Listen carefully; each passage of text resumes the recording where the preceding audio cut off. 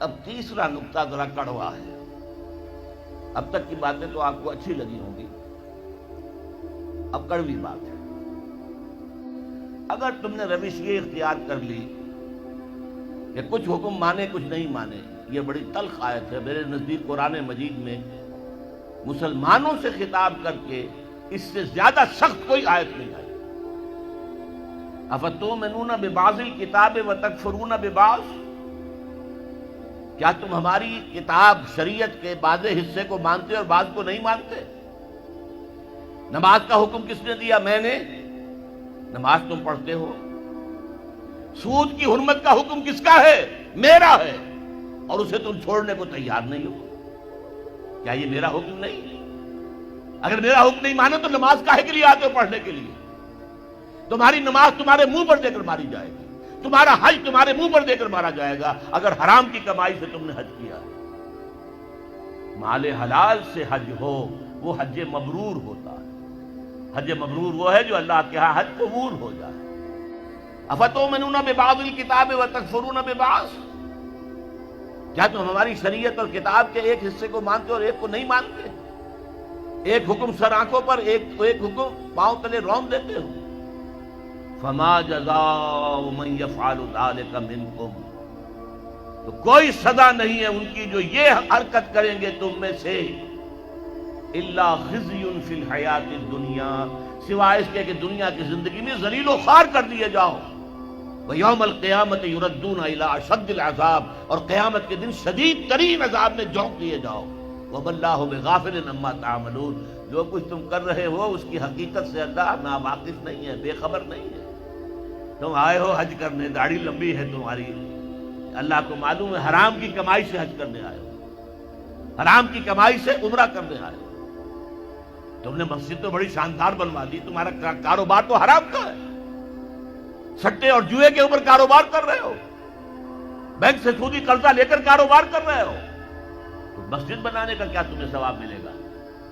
اللہ تعالیٰ کو تو نفقات جو ہیں، صدقات و نفقات صرف وہ قبول ہیں جو پاک اور حلال کمائی سے ہو. حرام کی کمائی سے تم نے کچھ بھی لٹا دیا ہو، اللہ کو ایک ڈھیرے کی اس کی قوت نہیں. اب اس میں دو سزائیں بیان کی ہیں. فما جزاء من يفعل ذلك منكم الا خزي في الحیات الدنیا، تم میں سے جو کوئی بھی یہ حرکت کرے گا کہ دین کے ایک حصے پر عمل ایک پر نہیں، اس کی سزا اس کے سوا کچھ نہیں ہے کہ دنیا کی زندگی میں ذلیل و خوار کر دیے جائیں. یہ تو نقد ہے جو دنیا میں ملتا ہے، اور آخرت میں جو سزا ملے گی وہ یوم القیامت یردون الی اشد العذاب، اور قیامت کے دن شدید ترین عذاب میں جھونک دیے جاؤ. اب آپ دیکھیے پہلا عذاب تو ہماری نگاہوں کے سامنے ہے، ہمارے ماتھے پر لکھا ہوا ہے. آج ہم بعض لوگوں کے نزدیک 150 کروڑ انسان ہیں مسلمان، ہر چوتھا انسان مسلمان ہے. کم سے کم 125 کروڑ تو ہے ہی ہے، گویا کہ ہر 5واں انسان مسلمان ہے.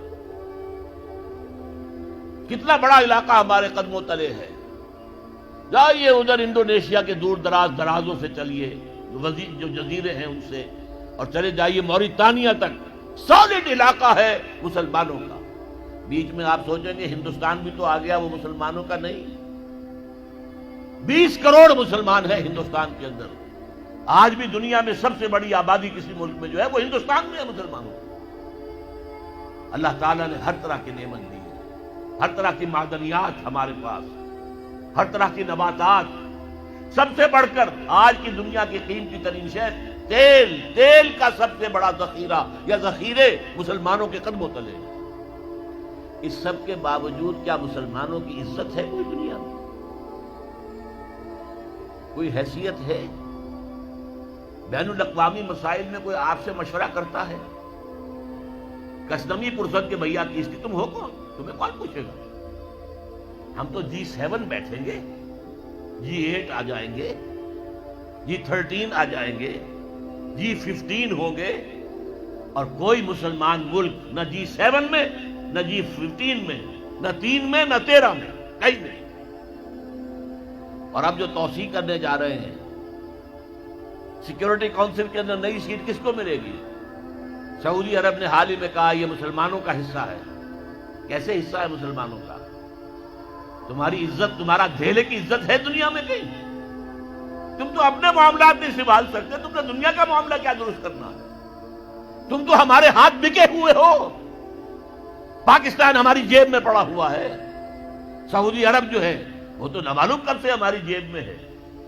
تمہاری حیثیت کیا ہے؟ تم ہو کون؟ وہ ملے گی سیٹ اگر تو بھارت کو ملے گی، پاکستان کو ملنے کا کوئی سوال نہیں۔ تو یہ عزت کیوں آ گئی؟ کیوں نہ رہی ہماری؟ یہ ذلت کیوں آ گئی؟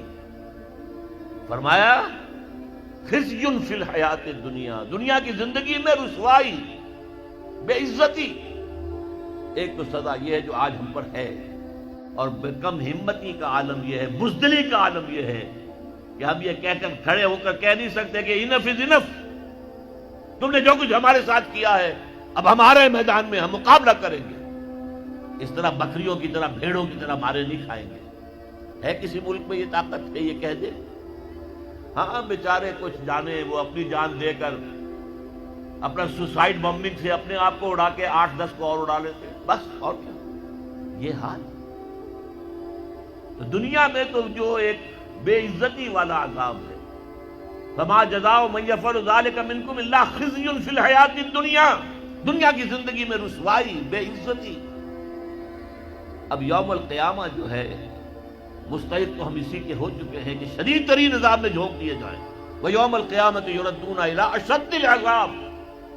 لیکن اللہ کی رحمت، اس سے امید ہے، بخش دے ہمیں۔ اللہ کی رحمت جو ہے ہمیں اپنے سائے میں لے لے تو بات دوسری ہے، ورنہ مستعد تو ہم اس کے ہو چکے ہیں۔